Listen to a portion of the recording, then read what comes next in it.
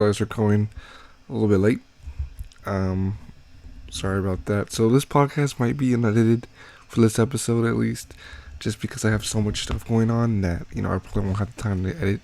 There shouldn't be very much mistakes though, or many breaks, or what we had from the last time. So other than the beginning, it'll be the only mistake you'll be able to see. So yeah. Let's get right into it. So sorry again that this podcast is coming out so late. Yet again, I had some stuff come up and I wasn't able to film it the day I wanted to film it. But yeah, today is Saturday. It's currently pretty late, to be honest with you. Well, it's Friday. It's gonna be Saturday. But yeah, so what we're gonna talk about is, first we're gonna again go around some of the stuff that's been going on around the wrestling world. In this segment, I'm calling Around the Square Circle, and then we're gonna talk about all the episodes that have came out so far, starting from last week's Friday Night SmackDown, not January the 15th episode, but the week before that. And then yeah, we're gonna go on from there, and we're gonna review all the episodes, and then talk about what I think should happen next, and kind of theorize about the current storylines involving Ford. So, without further ado, welcome. This is KAYFABE'D, episode 2. My name is Carlos, or Enigma, whatever one you want to go by. Yeah, we usually are live Thursday nights is what I'm trying to aim for, and I want this video to come out typically Friday morning. But like I said, some stuff came out, so I wasn't able to edit this in time. Anyway, so going straight to it. So the first segment I'll start off with is Around the Squared Circle, and basically we're going to talk about stuff, not typically involving wrestling, from the shows, but kind of outside the wrestling shows, and what's been going on around, kind of more backstage stuff. Well, number one we have is T-Bar from Retribution and Sammy Guevara Twitter beefing. I know this is not much of kind of a newsworthy thing, but it's worth mention. So, in case you didn't see it, I'm pretty sure the tweets are deleted now. Is T-Bar accused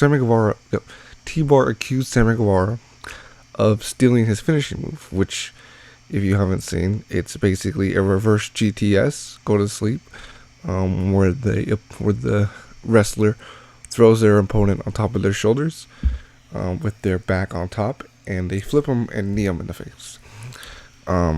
So T-Bar, I believe, when he was Dominic Dijakovic, I believe the finisher was called Feast Your Eyes, and Sammy Guevara is somewhere along the lines of FTS or something. It's kind of a more vulgar finisher name. But basically they were tweeting back each other back and forth saying, you stole my finishing move. And Sammy Guevara was like, no, I didn't. It actually originated from this backyard wrestler. And then for some reason, T-Bar decided to throw in that Sammy Guevara made the joke about Sasha Banks' raping Sasha Banks, and he deleted that tweet. So for whatever reason why he decided to tweet that, it's on him. Honestly, it wasn't really relevant to the conversation, so I guess he kind of felt stupid, realizing Sammy Guevara was handled really professionally, and I'm surprised how professional Sammy Guevara handled it. It's kind of showed how he's matured in a way since that incident. But moving on. It's a very small opener. We had the AEW Awards show on BR Live on January the 27th. Not quite sure what it's going to contain. The votings are actually live right now on AEW's website. So if you go to any of their social media pages, or just go on their website in general, I believe their voting pools are up now. So you'll be able to go see those and vote for whoever or whatever. I haven't actually had the chance to go look at them, but I probably will after filming this. I should have looked beforehand. I'll admit that, but I didn't get a chance to look at them beforehand. So yeah, that's going on the 27th of January. They announced it pretty, not late, but they announced it pretty out of nowhere, in a way. So, yeah, there's that. No word on how the show's going to be handled, just yet. Not sure if they're gonna, have wrestling in between or it's gonna be similar to the Slammy Awards, where it's literally just hand out awards to people. I'm assuming it's gonna be a little more, not in the sports entertainment area, but more sportsy kind, where they really actually award, match of the year or wrestler of the year or favorite wrestler. I'm assuming it's gonna be one of those type of deals. But yeah. So moving on. Number 3 is Lita almost was fired for the Edge segment. This is an interesting piece of fact if you want to know this, or piece of trivia. Lita was actually threatened by WWE if she didn't perform the Notorious Sex segment with Edge. So in case you're not familiar with this segment, back in the 2000s, I believe, mid 2000s, early 2000s or something, when Edge had won the world title off John Cena, they had a sex celebration on Monday Night Raw. And basically, if you can easily find this on YouTube, what went down was it was weird in the sense, it really strayed away from that sports it was still sports entertainment, but it strayed away from what wrestling really is in a way, and basically it wasn't needed. And Lita actually was not interested in this idea. Same with Edge, John Cena, and a few people in the back, actually, from what was been reported. And they tried to get it to stop, but Vince McMahon apparently really liked this idea and decided to stick with it. And I'm not sure if this is from Vince McMahon himself or from or if it was from a different higher ups. But I guess she was threatened that she would be fired if she didn't go through with it. So unfortunately, she had to go through with it. Not really consenting to the idea, but for the sake of her job and the sake of her livelihood, she went through it anyway.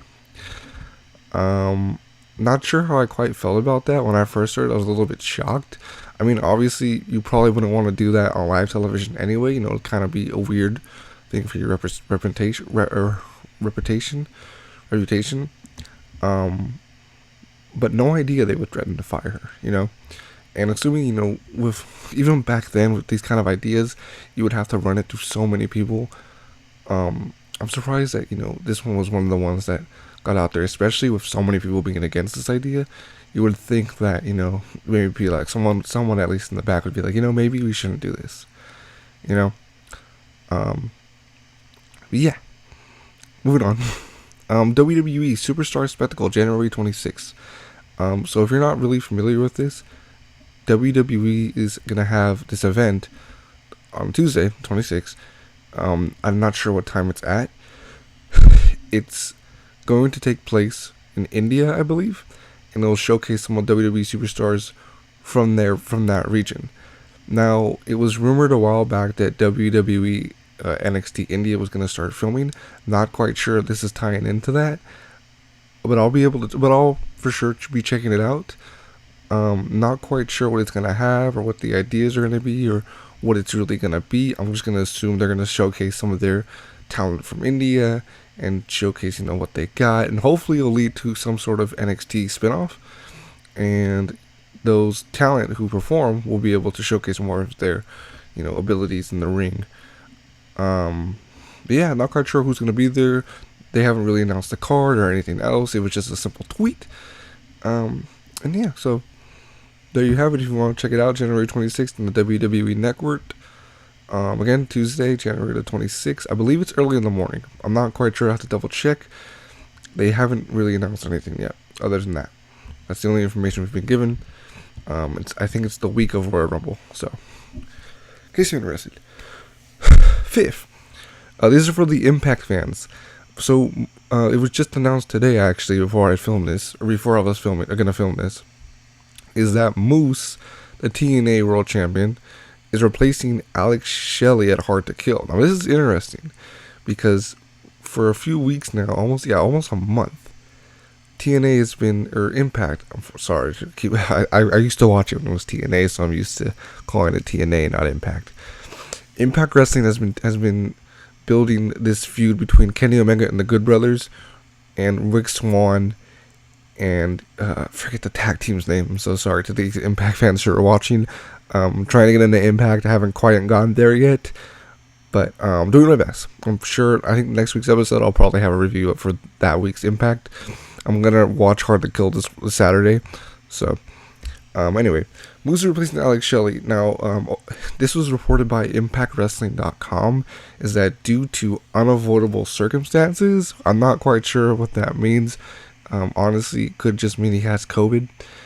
The person who's replaced Alex Shelley could have COVID. He's being replaced as the tag partner for them. Now, I've been seeing a lot of debate online for this, and that people aren't really happy with this decision because Moose is a heel. And, it's a team of baby faces against heels. Now they're going to have 2 baby faces and a heel against 3 more heels. And there's no story, Moose is not involved with Kenny Omega or the Good Brothers, in any way. So yeah, it's kind of interesting. I'm kind of surprised they replaced him with Moose. I know Moose just competed on the last Impact special. I'm not sure if it was a pay-per-view or not. Again, sorry to my Impact fans who are watching. I need to take initiative and watch it. I'm pretty sure I'll be able to catch it this week, though. I've seen Moose work. I've seen his match at All In. I've seen some of his matches in Ring of Honor. But I'm not quite familiar with who he is. But I'm going to be watching Hard to Kill. Like I said, I'm going to be watching Hard to Kill this weekend. So I'll definitely come back and review it and see. I know last week I said I was going to watch Wrestle Kingdom, but I haven't even gotten the chance to that either. I don't even think I'm going to review it, but I do generally want to watch it. So once I watch it, I might give my little thought process on it. But other than that, that's all I have to say. So let's move on to the reviews now. So again, if you're not quite familiar with how I'm reviewing this, so basically I reviewed the SmackDown before this is recorded, the SmackDown the following week before this is recorded. So say if this is being recorded on Thursday, I'd review last week, the week before is Friday Night SmackDown, not the following. And then I go on from Monday Night Raw to NXT to AEW to Impact or New Japan, whichever one I've caught up on, and review it. So for SmackDown, unfortunately, again, I was not able to catch the episode. However, I did catch the Gauntlet match, and one of the things everybody's buzzing about is Shinsuke Nakamura turning face. Now, before I get into this, I feel like for the past few years at least, SmackDown has had Gauntlet matches that, bring superstars into another level and bring their wrestlers into more of an eye-catching level. And with this Gauntlet, it really saved Shinsuke, not saved in a way, but it really brought back what Shinsuke was missing, which was his spotlight in the ring and giving him the ability to really work with others. And we saw this with Daniel Bryan, Baron Corbin, Rey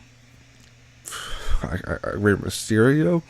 The Daniel Bryan part really was what got me. I was watching the Gauntlet and I was like, Jesus, like these two are working really well together. And, it's like magic in the ring. Unfortunately though, Adam Pearce won the Gauntlet. I do know what happens on Friday Night SmackDown this week, but I won't spoil it just in case. I'll review that next week. But Adam Pearce is facing Roman Reigns with the Universal title at the Royal Rumble at this time. And it was interesting. I can't really say much on it now just because I've been filming this episode too late. And now with this being filmed Friday, and now know the results of this week's Friday Night SmackDown, and I'll be able to review that next week. But yeah. Anyway, back to Shinsuke Nakamura. He did turn face against Daniel Bryan. He shook his hand, and in wrestling terms, he's now turned face. And people were interested. People were interested in what this is going to do to Shinsuke Nakamura character and where he's going to go after this. Honestly, I think he should have been the Royal Rumble and challenge Roman Reigns instead of Daniel Bryan. We'll get into that a little later, though. But Shinsuke is, if you've seen some of his matches, I've seen his New Japan matches. I've yet to see any of his NXT matches, but he's great at what he does. He's a great wrestler. He's really the king of strong style, and I feel like now that he's in the spotlight, he could really, rise and hopefully get his proper spotlight and actually win a title at WrestleMania, and one of his first main roster title. With the blue Universal title, if he changes up his gear a little bit, it could really match him. So honestly, I'm excited to see what they do with Shinsuke. I haven't seen this week's episode of SmackDown yet. I just know the results.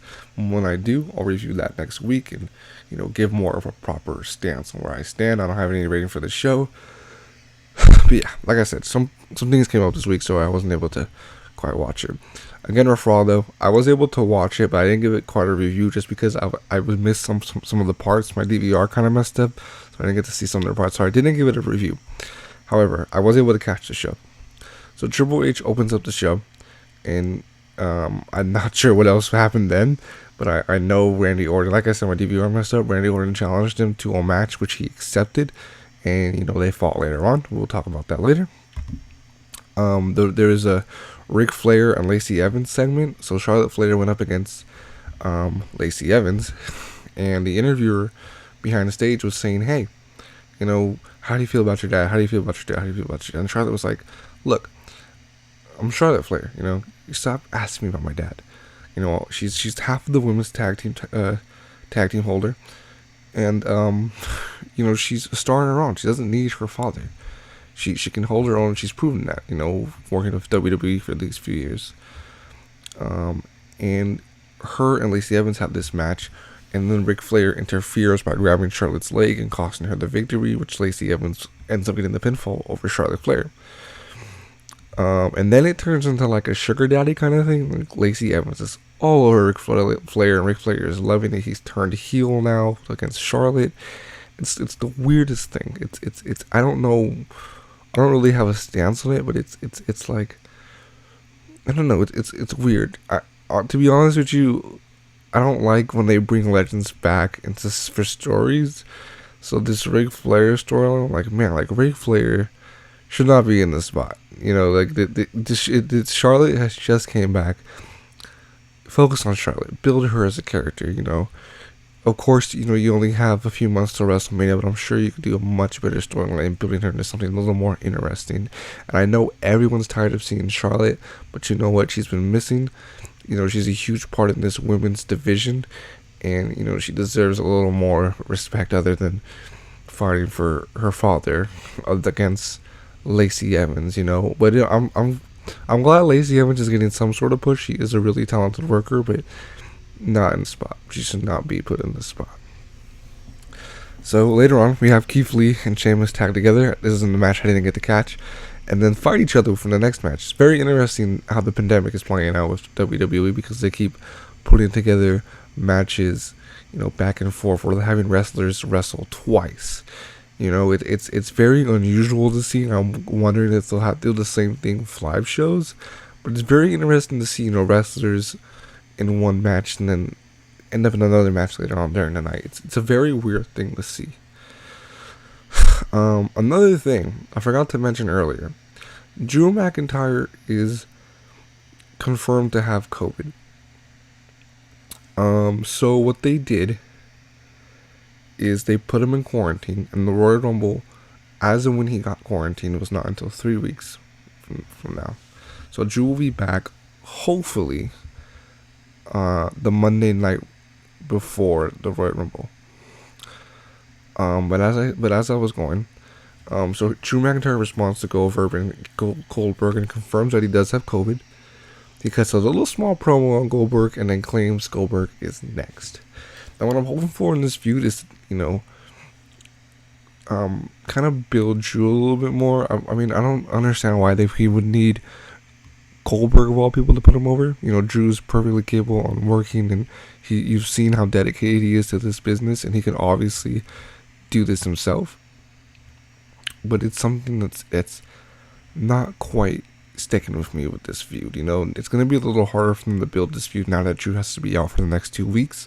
So I'm interested to see how this is going to play out. In the segment, Matt Riddle cuts a promo to promote his match against Bobby Lashley, referring to his match as a pizza for whatever reason to the Lucha House Party. It's interesting again about the Lucha House Party also, because they're now on NXT. They're actually confirmed to be in the Dusty Rhodes Classic. So they're hopping between back and forth, the main roster and the NXT. So it's interesting that they're getting more of a spotlight now, especially with the talent they have. No idea where Kalisto is at though. He's missing member, unfortunately, in this. The following match I did catch, Xavier Woods versus T-Bar. Now, for some reason, this was getting a lot of attention on social media, saying that it was a really well match, and Xavier Woods should have been given more of a spotlight. Now T-Bar, before the match, had this video package promo, and his voice sounded just like a villain, like a DC villain. It's a really good voice, and it's perfect for promo usage. And I feel like T-Bar could really excel with this type of voice and this type of promo and this type of character. But in the spotlight he's currently in, it's not the greatest. However, it honestly, like, it was, when I heard his voice, I was like, wow, that sounds like a heel. That sounds like somebody who's intimidating, who sounds like someone is means business, and it's perfect. And I think, and I hope that, after this whole Retribution fiasco is all done with, that he has, a singles run and a push to the moon, because his promo skills, like, I'm telling you, look up the promo that he did. It's a very small and short video package, but it hit the mark with me. It just like rang a bell. It rang a bell. It was just like, wow, like, that was a really good promo. And if he was put to better use, we could have a star on our hands. So Kofi Kingston is apparently out with an injury. This was announced by commentary, and the match was fairly quick. Not much to it. The winner was T-Bar by pinfall, so they're pushing Retribution, it seems, or T-Bar at least. And the following match was Riddle versus Lashley for the United States Championship match. Now this is interesting because I thought this was going to happen at the Royal Rumble, but they might be just doing this for storytelling. Bobby Lashley attacks Riddle, and he just fucking does not let Riddle lay a hand on him. Riddle actually starts to bleed from his mouth middle of the match. After I noticed that, Bobby Lashley immediately put him in the full Nelson lock and tapped him out. So the winner of this match was Bobby Lashley via submission. After the match, Matt Riddle challenges MVP to a match, and then we get Riddle versus MVP.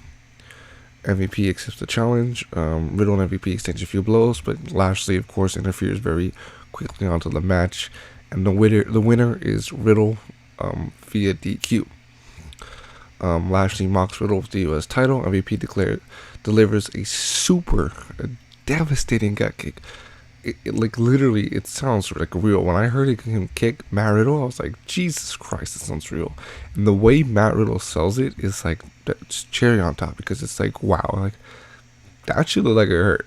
Like, I wouldn't want to take that. I don't know if he actually took the kick or not, but props to Matt Riddle, man, and MVP, because that shit looked crazy. Like, a kick to it's as simple as it sounds, a kick to the gut. Like, Jesus, it looked like fuck, like Riddle's gonna be out for like a week or so because of a gun injury, but it's crazy. You just gotta look it up. Yeah. Anyway, AJ Styles and Adam Pearce segment. AJ Styles and Drew Gulak try to declare their entry to the Rumble, and Adam Pearce tells Drew Gulak he can enter only if Drew defeats AJ Styles. So then we have a match between Drew Gulak and AJ Styles. Gulak, obviously, with the technician he is, gets super technical with AJ Styles and has the upper hand against AJ actually at one point. However, though, he loses control of the match, and AJ Styles delivers a phenomenal forearm after a distraction caused by Almost to Gulak, and the winner is AJ Styles via pinfall, therefore not allowing Drew Gulak to enter the Rumble. So then after that match, Keith Lee and Triple H have a segment, and Keith Lee offers to take the place of Triple H. Triple H obviously declines those and takes his leather jacket and gets ready to go for later on during the night. And then the next match we have is Shayna Baszler, Nia Jax versus Mandy Rose and Dana Brooke. Let me just add really quickly, as great as a wrestler Shayna Baszler is, and as great as a talent as Mandy Rose and Dana Brooke are, Nia Jax, on the other hand, I'm not a big fan of. So I didn't quite have to watch this match, but the match was very quickly, nothing special. Nia Jax goes for the finish, however, and Shayna tagged herself in at the very last moment to tap out Mandy Rose, which adds for an interesting storyline. So Shayna Baszler and Nia Jax win via submission. So no idea where they're going to continue that, but that's what happened. So then for the main event, we have Triple H versus Randy Orton. This is the first time Triple H has competed or wrestled on television, actually, in almost 2 years. Triple H doesn't come out in ring gear, interestingly. Instead, he comes out in a very street and brawler clothing. I later found out it was just because the match was just a simple fight. It wasn't like a via pinfall or submission type of deal, just a simple fight. he looks good. Like, honestly, when he started throwing punches at Randy Orton, I was like, wow, this dude probably still has, he probably still has maybe a few left in the tank. So Triple H throws Orton into the steel steps at a certain point, and he actually cuts Orton's cheek pretty bad. Like, blood is gushing, actually ends up on top of Triple H's head. It was a pretty nasty cut. During the match, the lights begin to slowly dim off, obviously signaling that the Fiend is near. Triple H then picks up his hammer that he has, and it's on fire. The lights go out. Alexa Bliss appears when the lights come back on. She's staring down Randy Orton. Alexa Bliss shoots a flaming ball of fire towards Orton, blinding him in one of his eyes. In the end, so pretty crazy ending to Raw. Alexa Bliss has become one of the more interesting characters, especially in this in this feud and with the Fiend, working with the Fiend. So I'm interested to see what they're gonna do with her and if she's gonna have her own little character of her own. However, I am excited to see if they're gonna, kind of reboot the Fiend into a different character or not, or maybe have a different style for him, or using Alexa Bliss as more of a storytelling arc and maybe build this feud towards WrestleMania even. Who knows? But yeah, I didn't give a rating to Raw for this one just because I wasn't able to catch everything. But yeah, very interesting episode to Raw, to be honest. Some of it caught my attention, some of it was just like, it's mediocre. 3 hour show, there's going to be some stuff that's going to be like you're not paying attention to. So, moving on. So, usually it'd be NXT and AEW, but I call AEW first. So AEW New Year's Smash Night 2. So the show opens up with Eddie Kingston versus Pac. Both the Lucha Brothers and Eddie Kingston's posse were both present at the ring. The match is both brutal with a mixture of high flying skills from Pac. Towards the end of the match, Eddie Kingston begins to favor his left arm, signaling that something is wrong. I'm not sure if this is a work or not, or if legitimately this is part of the match. Pac hits the Black Arrow, and then after getting the pinfall, locks Eddie in the Brutalizer. So the winner of the match is Pac via pinfall. After the match, Lance Archer makes his way out to the ring, and then Lance threatens Pac to get on the same page. Not quite sure where that dynamic is gonna go, but it's weird to see that Lance isn't picking a side. He's more like, you get to see him as like, if you get in my way, I'm gonna fuck you up, and I'm here to deal with my shit. Stay out of my way type of deal. So it'd be interesting to see if there's maybe a triple threat looming, or if we see Pac versus Lance Archer, or Lance Archer versus Eddie Kingston. I'm not sure how this is gonna go, but Pac, Lance Archer, and Eddie Kingston sounds like a really interesting match. Could it be for Beach Break? I'm not sure. So the next match is Chuck Taylor with Orange Cassidy versus Miro with Kip Sabian and Penelope Ford. Kip comes out with a cardboard cutout of Trent. As we know, he's out of action for the next few months because of a shoulder injury. Chuck takes control of the match for the most of the beginning. It's pretty interesting to see take on Miro and really get the handle of that match. Now, before I go on, Miro kind of reminds me of the Iron Sheik. This is in my notes, by the way. Big, strong, muscular man who's also a foreigner and has great physique. Miro literally has the look, he has the style, he has the demeanor, everything is perfect about him, and he's ready to be a star in AEW. Guaranteed he's going to be AEW World Champion in a matter of time. But yeah, so Miro takes back control of the match and he wins via submission. I also didn't know this was an added stipulation, but after the match, since Chuck lost, he's now Miro's butler for the next month.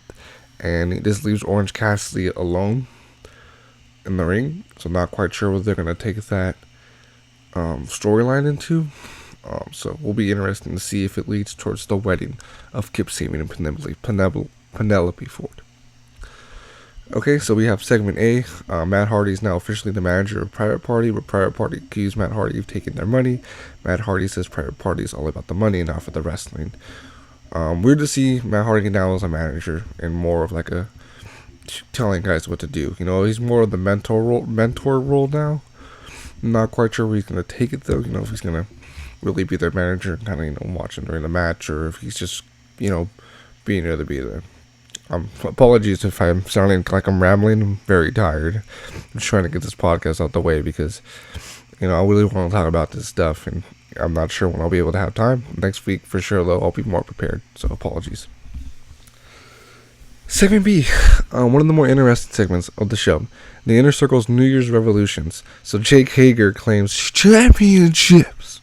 Yeah. Not quite sure what champion he's aiming for, but you do you, Jake. And then MJF has a little funny line. He goes, "You're booing food?" Until Chris Jericho cuts him off, and he claims this is going to be the year that MJF and himself win the AEW Tag Team Championships. Now, this upsets this upsets Santana and Ortiz because they're like, hey, you picked us as the tag team for the Inner Circle, and now you're over here making hella tag teams. Like, what's going on? So then Sammy calls out Chris Jericho and calls him a tag team slut. And the group has to be split by MJF. The group seems to be split by MJF, Chris Jericho, and Wardlow between Sammy, Hager, Santana, and Ortiz. It is then announced that a three-way tag team match is announced for next week between the Inner Circle. The teams are listed as MJF and Chris Jericho, Sammy and Hager, and Santana and Ortiz. And they're going to be, what's added to the stipulation is that whoever wins that match will be the official tag team of the Inner Circle, and therefore go on to chase the tag team champions. Hopefully it's Santana and Ortiz. The next segment we have is the Dark Order. This is the backstage segment. The Dark Order seems to be transitioning into baby faces, which is what everybody actually wanted after the unfortunate passing of Brody Lee. So it seems like everybody's getting what they wanted, which is a good thing. It's a good thing. I feel like we really can't hate the Dark Order right now, especially with the trauma they're going through. And, after that tribute episode, I'm assuming most people got behind the Dark Order anyway. My favorite member as of right now, is John Silver and Evil Uno. So members. So during the segment, John Silver sees Hangman and he starts to fangirl, I guess is the only great term I could say. And then Hangman is asked to join the Dark Order. Heyman says he will think about joining and will give his answer next week. So we will have the answer whether or not he'll join. Now, a lot of people are speculating that Heyman's going to be the next leader. I don't think he should really be the next leader, but he should definitely be the one to guide them to where they need to be, especially with the leader role not being able to be fulfilled anymore. So the next match, this is one of the really interesting ones. The Elite versus the Varsity Blondes. A little bit of jobbers. Quote unquote, Don Callis says the band is back together. So before they make their entrance, Don Callis separates the group and says, "Hey, Kenny, you should have your own entrance and let the Bucks do their own entrance. You guys have your own entrances. You guys are both champions. Have your own entrances." So after Kenny Omega has his own entrance, Don Callis grabs the mic and he's cutting this promo. He goes, "Now, Kenny Omega's been best friends with these two, blah, blah, blah, blah," really hyping up this tag team, and says, "You're world tag team champions, the Good Brothers." Now, I didn't like how he said that. He was saying young, and he was building it up for it to not be the Young Bucks. And I feel like that suspense when he was hyping up this tag team. He was hyping up Kenny's two best friends, only for them not to be the Young Bucks, but instead the Good Brothers. He really should have not done the Good Brothers. He should have been the Good. It just should have been the Good Brothers. Would have made a lot better. Would have made the announcement a lot better. It didn't quite fit with him. Don Callis is somebody who has not grown on me quite yet, and I realize a lot of people, especially in the Impact world, really like and enjoy Don Callis' work. But as of right now, Don Callis is not one of my personal favorites. He has yet to grow on me. He was growing on me a little bit, but after that segment, I was like, okay, this dude is not it. But yeah, it's hard to really kind of gravitate towards him in a way, because he's not much. He's just a mouthpiece at this point. He's different from Paul Heyman. Paul Heyman has that voice, like he knows what he's talking about. He knows the business of wrestling. He's been in this business for so long. He's actually run his own company. But with Don Callis, it's different. I haven't levitated towards him yet. He has to really show me what he can do. Not wrestling terms, but in terms of show me you can be a heel. Show me you're this businessman and you're taking control and you're calling the shots. Because as of right now, it's just this super fan of Kenny Omega who's enjoying what he's seeing and enjoying what he's doing, not this intimidating manager that he should be. The camera in the back shows the perspective of Tony Khan and the Young Bucks shaking their heads. The Young Bucks leave in anger. The Good Brothers get the pinfall during the match, and the winners are Kenny Omega versus the Good Brothers, or Kenny Omega and the Good Brothers via pinfall. Jon Moxley makes an appearance at the end, trying to attack Kenny Omega and the Good Brothers. This is when the AEW locker room comes out, and the Lucha Brothers come out to save Moxley in a surprising twist, and the Young Bucks come out to try and talk some sense to Moxley. However, in doing so, the Lucha Brothers drop the Young Bucks with super kicks. Omega and Callis retreat, and Young Bucks and everybody else are stuck in the ring. Now, interesting fact: even though the week before they held up the Too Sweet sign together, the Young Bucks walk out to the Babyface's entrance, which, if you're talking in perspective of the hard cam, the right entrance is the Babyface, and the left entrance is the heel faces. Walking out, however, in this perspective, walking out in that perspective, the left tunnel is the baby faces and the right tunnel is the heel faces. Or the baby faces and the right tunnel is the heels. But the Bucks walk out to the baby faces entrance. So, interesting fact if you want to keep up with that. Segment D, the debut of the Dynamite waiting room with Britt Baker. Special guest is Cody Rhodes. Britt Baker roasts Cody Rhodes, including making fun of his neck tattoo. Cody Rhodes comes out to his new theme yet again, which features Snoop Dogg. Jade makes an appearance, which adds fuel to the fire with this Shaq and Cody feud. Red Velvet then makes an appearance as well to answer the challenge to Jade, because she's calling, hey, Brandy Rhodes isn't here anymore, so who's my opponent? The video of Britt Baker beating up Thunder Rose appears also from a few months back, with Thunder Rose challenging Britt Baker to a match at Beach Break. And so ends that segment. Next up is Jurassic Express versus FTR with Tully Blanchard. Marco Stunt and Jungle Boy are actually the members of this tag team. FTR absolutely dominate Mark Stunt, and FTR hit the Big Rig, which is the name they changed from their finisher from the Goodnight Express to the Big Rig in order to honor Brody Lee. And the winner of that match is the FTR via pinfall. Then, one of the better matches of the night, Tay Conti versus Serena Deeb. Now, they let these women work for quite some time, but I wish there was a little bit more. I'm sure everybody else agrees. They put in some really legitimate good work. Tay is accompanied by Anna Jay in Dark Order. She's come a long way. Tay Conti has come a long way from her struggles in NXT and from her starting in the AEW women's tag team tournament. She's showing off hey, I'm here to wrestle and I'm here to show the world what I got.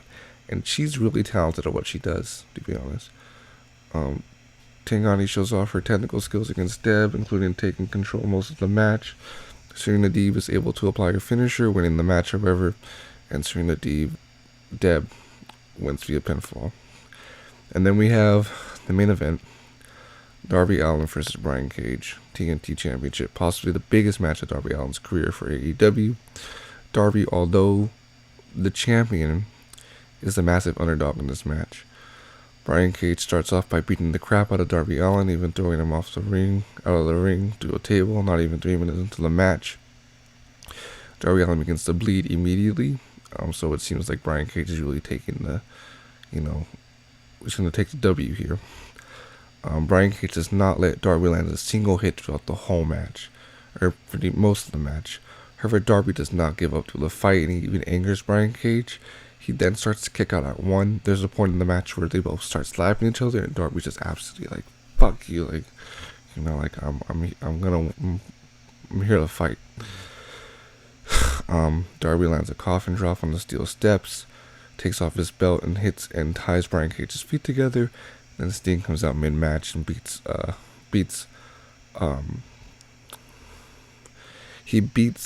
what's his name? I wrote the wrong name down here. Ricky Starks with the bat. Darby then defeats Brian Cage clean, technically, and wins via pinfall.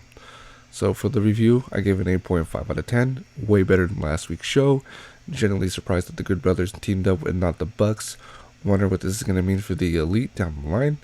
Develop storylines further, including the Shaq and Cody story, Thunder Rosa, Britt Baker, and hopefully the Darby versus Team Taz feud is over.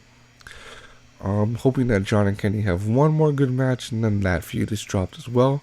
I want to see Kenny take on some more opponents other than just Jon Moxley. And glad to see the Dark Order is still present, and also wondering where the Hangman story will go. So for NXT, we have Shotzi Blackheart versus Candice LeRae versus Indy Hartwell. Shotzi already has lost a few times to Candice. Indy Hartwell needs some action in the ring. She hasn't really done much, but I believe she's still recovering from a neck injury. But even Austin Theory has gone to do some stuff. I feel like Indy really needs to be putting that more spotlight. The spotlight she has. I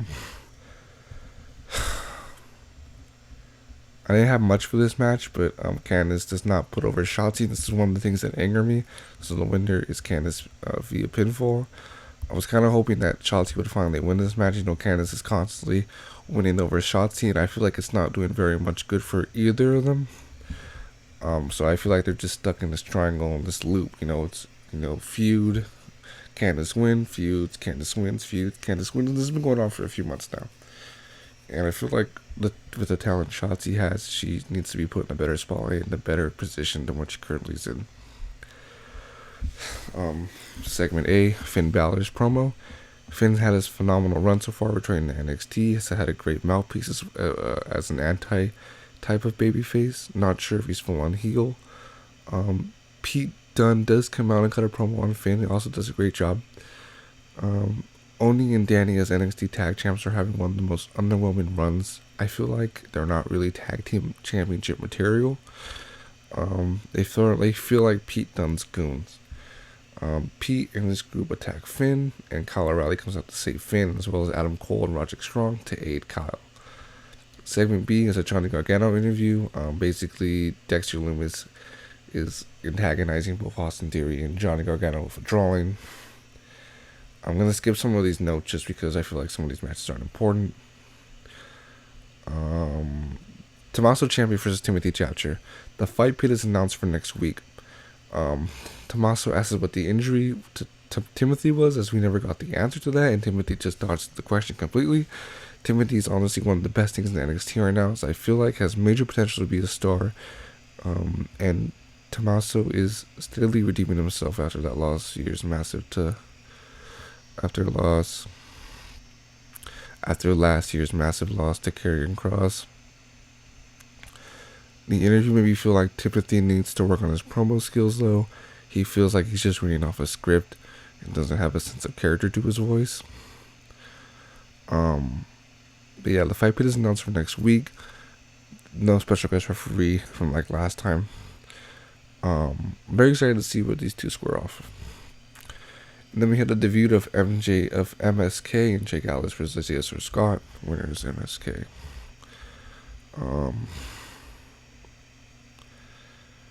Man. So then we had the main event. We have Breezango versus the Undisputed Era. Adam Cole and Roderick Strong first time competing as a tag team. Breezango didn't get a proper one as champs, I feel like. Adam Cole has been in a steady slope when it comes to push, but proves that he can do well on his own without a championship. During the match, Pete Dunne and his goons attack Kyle, but Finn comes out to save him. Adam Cole looks at horror as Breeze super kicks him. And against all odds, Undisputed Era advanced to round 2. And Undisputed Era wins via pinfall. So, that ends that. So I'm just going to really quickly go on to what I'm looking forward to. I'm hoping that The Fiend comes back to challenge Randy and has much more of a terrifying demeanor to him. Meaning that, they're kind of teasing. They're teasing a reboot to this character, and I feel like they should do it right. They should really give The Fiend more of a spotlight. I'm glad they're keeping them away from the camera, keeping Bray away, especially, and having Alexa do most of the talking. It does more for Alexa, as well as gives the audience more excitement of when The Fiend's going to come back, what we're going to see from him. With Drew being out from COVID, they need to do more promos from home with him and Goldberg, hyping up the match and not wait until the week of to tell this story. Drew needs to be pushed to the moon with this belt. He deserves much more of a better spotlight, and he's been handled quite well and decent with this title. I feel like his reign has been, not forgettable, but it's been more of it's been lacking that umph. And Randy Orton was that kind of push. But after Randy Orton, he needs more opponents to be, put more faces towards him. No idea where this Ric Flair thing is going. Like I said before, though, Shinsuke should face Roman Reigns at WrestleMania instead of Daniel Bryan. Even though Daniel Bryan is the absolute favorite, the Gauntlet has given Shinsuke a chance to shine in the spotlight of where he needs to be.